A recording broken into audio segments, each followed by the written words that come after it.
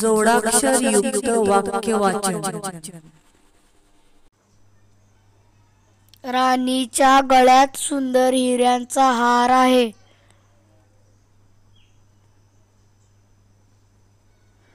संदेशने निबंध लिहिण्याचा सराव केला.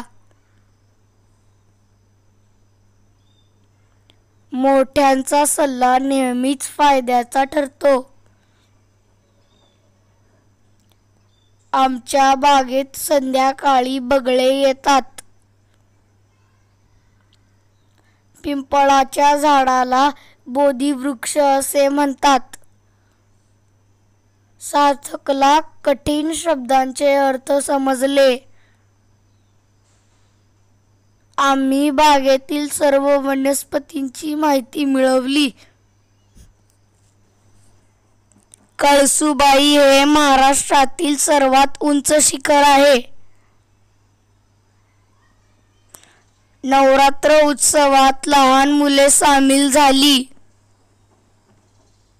संग्रामला जुन्या नाणी नोटांचा संग्रह करण्याचा छंद आहे. माझ्या मामाच्या गोठ्यात 7 म्हशी आहेत. संत ज्ञानेश्वरांनी ज्ञानेश्वरी हा ग्रंथ लिहिला.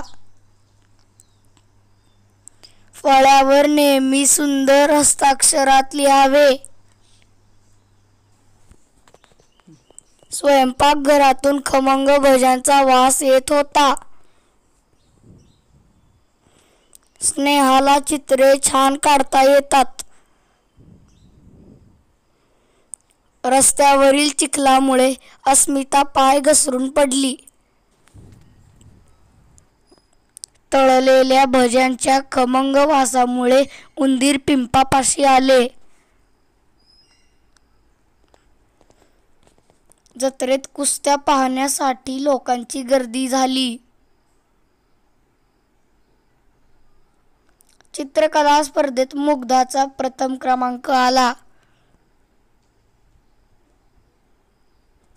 विश्वनाथ हे प्रतिभावान व हुशार विद्यार्थी होते.